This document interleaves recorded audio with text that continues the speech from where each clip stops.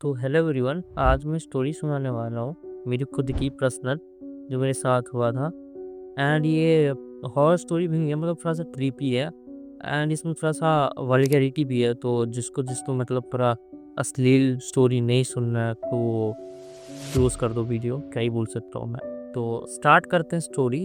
ये बात है मेरे बगल वाले गांव की, जहाँ पे एक हरिराम नाम का लड़का रहता है। एंड ये कुछ साल पहले की बात है, मान लो 2 या 3 साल पहले की बात है। तो ये जो हरिराम नाम का लड़का रहता है वो विदेश कमाने के लिए गया हुआ रहता है। एंड इसके घर में इसका छोटा वाला भाई, जो हमारे गांव से 2 किलोमीटर दूर जो शहर रहता है, वहाँ पे एक काम करता रहता है। एंड इसकी बीवी जो घर का काम करती रहती है। एंड इनका कुछ सालों पहले ही शादी हुआ रहता है। और इसके मम्मी पापा, उसकी मम्मी तो ज़्यादातर बीमार ही रहती है क्योंकि इनका एज हो चुका है। एंड इसके पापा, इनका भी एज हो चुका है, बट ये किसानी करते हैं, खेत वेत में काम करते हैं, मतलब खुद के खेतों में जाके काम करते थे। तो यहाँ पे दो मेन कैरेक्टर है, एक हरिराम के पापा एंड दूसरा हरिराम की बीवी। तो ये सब कुछ स्टार्ट होता है जब हरिराम के पापा खेत से काम वाम करके घर आते थे शाम में। तो रात के टाइम पे इसकी बीवी खाना वाना बना के एंड सब कुछ करके मतलब इन लोगों को देते थे। तो रात के टाइम पे हरिराम की बीवी हरिराम के पापा के पास जाके उनके पैरों में तेल लगाते थे, क्योंकि वो थक जाते थे ओब्वियसली, खेतों से काम करके आते थे। तो वो रातों को मतलब तेल लगाने जाती थी। एंड ये चलता रहता है। ये हरिराम के पापा खेत से काम करके आते हैं एंड वही रात में खाना वाना खा के और सोने के टाइम पे हरिराम की बीवी हरिराम के पापा के पास जाके उनके पैरों में तेल लगाने लगता है। और मैं बता दूँ, हरिराम के जो पापा रहते हैं वो दूसरे रूम में सोते रहते हैं अकेले, जहाँ पे गाय वाय बांधते थे वहाँ पे। और एक दिन क्या होता है, हरिराम के पापा बहुत थक के आते हैं खेत से, क्योंकि वो धान काटते रहते हैं और अकेले ही काटते रहते हैं वो, क्योंकि उनका छोटा वाला लड़का तो वो तो दुकान में काम करता रहता है। ये अकेले ही काटते रहते हैं और हरिराम की बीवी खाना वाना पहुँचाने जाती थी बस।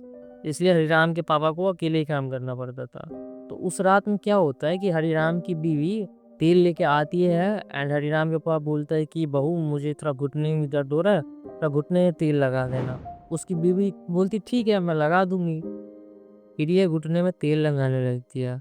और इधर हरिराम के पापा सो गए हुए रहते क्योंकि वो थके हुए रहता है। और ये घुटने में तेल लगाती रहती है, तभी हरिराम के पापा का थोड़ा सा प्राइवेट पार्ट दिख जाता है इसको। तो फिर ये इग्नोर कर देती है और ये चलता रहता है। हरिराम के पापा खेत में जाते हैं, काम करके आता है, थके हुए रहते हैं, और रात में तेल लगाने आ जाती है हरिराम की बीवी। और कभी कभार हरिराम की बीवी को प्राइवेट पार्ट फिर से दिख जाता है।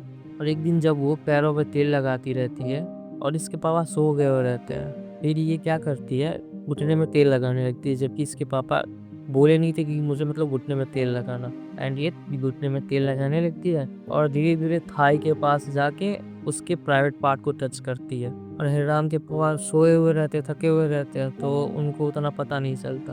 और हरिराम की बीवी प्राइवेट पार्ट को टच करती है। फिर ये चलता रहता है, हरिराम की बीवी जाती है तेल लगाने और कभी कभार टच भी कर देती थी और इसके पापा को पता नहीं चलता था। धीरे धीरे हरिराम की बीवी के अंदर फीलिंग्स आने लगती है हरिराम के पापा के लिए, क्योंकि घर में दूसरा कोई मर्द नहीं रहता। हरिराम का भाई वो दुकान में काम करता रहता है और इधर हरिराम के पापा ही रहते हैं बस। और इनका कुछ सालों पहले ही शादी हुआ रहता है, तो इसकी बीवी के अंदर लस्ट भी रहता है। और एक दिन जब इसकी बीवी तेल लगाने जाती है एंड प्राइवेट पार्ट पे जब टच करती है, तब इसके ससुर को पता चल जाता है कि हाँ, ये मेरा प्राइवेट पार्ट टच कर रही है। और हरिराम के पापा कुछ करते भी नहीं हो, बस चुपचाप रहता है। फिर से जब दूसरे दिन उसके पैरों में तेल लगाने जाती है और उसके प्राइवेट पार्ट को टच करती है, तब हरिराम के पापा इसका हाथ पकड़ लेते हैं एंड हरिराम की बीवी डर जाती है थोड़ी सी। देन हरिराम के पापा अजीब बिहेव करते हैं। हरिराम की जो बीवी रहती है उसके चेस्ट पे हाथ रखते हैं वो एंड प्रेस करने लगते हैं, और इन दोनों के बीच में तभी से इंटीमेट चालू हो जाता है। और ये हर रोज़ होता रहता है। ये कब पैर से थाई में तेल लगाने लगती है, कुछ पता भी नहीं चलता, और इनके बीच में इंटीमेट चालू होता रहता है हर रोज़। और एक बार जब हरिराम का पापा जो खेत में गए हुए रहते हैं काम करने के लिए और हरिराम की भी खाना लेके आती है, तब हरिराम की बोलती है आप खाना खा लो, मैं तब तक धान काट देती हूँ। तो हरिराम के पापा बोलते कि नहीं नहीं, तुम मेरे साथ बैठो और मेरे साथ ही खाना खाओ। फिर ये भी मना नहीं करती, ये दोनों खाते रहते हैं और इन दोनों के बीच में कुछ फीलिंग्स जग जाती है और ये दोनों तभी दूसरे खेत में जाके, गन्ने का खेत रहता है, दूसरे खेत में जाके सेक्स करने लगता है। और वो जो खेत रहता है वो मेरे दोस्त का रहता है, और जो मेरी दोस्त की बहन रहती है वो पोखर से कपड़े-वपड़े धो के आती रहती है, क्योंकि वो जो रास्ता रहता है वहाँ पे 2 रहता है। एक रहता है पोखर से सड़क पकड़ के जाओ तो वो लंबा रास्ता पड़ता है, और दूसरा जो खेतों के बीचों-बीच जाओ, जो आरी बना हुआ रहता है उस पे जाओ चल के। और वो मेरे दोस्त के घर के पीछे जो आम का बगीचा रहता है वहाँ तक हो जाता है।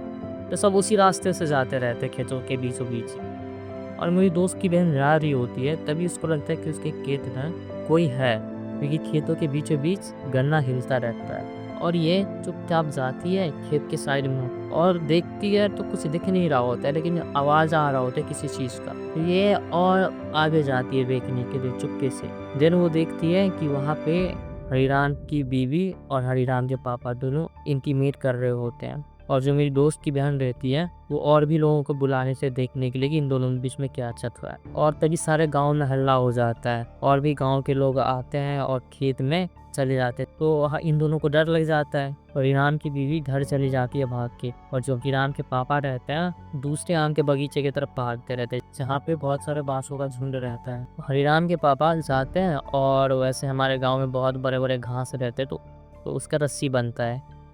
तो हिराम के पापा वो घास काटते हैं और रस्सी बना के उस बगीचे में बाँस पे फांसी लटक जाता है, वहीं पे वो मर जाता है। इसके बाद में तो घर वाले ढूँढते हैं और नहीं मिलता, ऐसे पूछते रहते हैं कि इसके पापा को देखो, इसके पापा को देखो। तब एक बंदा बोलता है कि मैं उनको उस आम के बगीचे की तरफ भागते हुए देखा हूँ। एंड वो वहाँ पे जाते तो देखते हैं कि हरिराम के पापा फांसी लटक के और मर गए वहाँ पे। तभी उनको घर लेके आते हैं, उनका क्रियाक्रम करते हैं जो भी है। और मैं पिछले वीडियो में पनडुब्बा वाले में जिस नीम का पेड़ का मैं जिक्र किया हूँ, जो पोखर के साइड में है, वहीं पे उसको जलाया जाता है। एंड उसको जब जलाते हैं तो उसका आधा शरीर ही जलता है, पूरा शरीर नहीं जलता। जब मैं दूसरे दिन सुबह में पोखर पे गया था किसी काम की वजह से, और मैं आ रहा था तो मैं देखता हूँ कि वहाँ पे कुछ पैसे पड़े हुए थे, कुछ चॉकलेट पड़े हुए थे, और कुछ आम के पत्ते वत्ते पड़े हुए थे। मैं जाता हूँ पैसे उठाने की, लेकिन मैं उठाता नहीं हूँ, क्योंकि मैं आगे देखता हूँ तो और भी पैसे मतलब रहते हैं पड़े हुए। मैं सोचता हूँ कि ये पैसे आ कहाँ से रहे हैं, क्या पता आगे कुछ ज़्यादा ही पैसा होगा, इसलिए मैं पैसे के पीछे पीछे जाता रहता हूँ। लेकिन मैं आगे नहीं देखता जहाँ पे उसको जलाया हुआ रहता है, और मैं पैसे को देखते देखते जा रहा हूँ। लेकिन मैं आगे जब जाता हूँ तब मैं वहाँ पे देखता हूँ कि बहुत सारे पैसे पड़े हैं, मतलब 5-10 ऐसे मतलब पड़े हैं बहुत वहाँ पे। और वहाँ पे आम का पत्ता है, और जो बांस है जिसके मतलब ले जाते हैं ना मुर्गा को, तो वो बाँस पड़ा हुआ है वहाँ पे, और वहाँ पे राख है, और उसके बाद में रस्सी है जिससे लाश को बाँधते हैं कि गिरे ना, वो रस्सी है। और वहाँ पे मैं देखता हूँ कि झंडे-वंडे रेड कलर के झंडे गाड़े हैं वहाँ पे। और मैं आगे देखता हूँ तब नाले में मुझे दिखता है एक बुड्ढा है, उसका आधा शरीर जला हुआ है, केश-वेश सब जल चुका है, हाथ-वाथ सब जल चुका है, लेकिन अच्छे तरीके से नहीं जला है, आधा ही जला है। और वहाँ पे 3-4 सियार रहते हैं, वो उसको नोच रहे होते हैं। और तभी मैं साइकिल उठाता हूँ और बिना पीछे देख के मैं भाग जाता हूँ।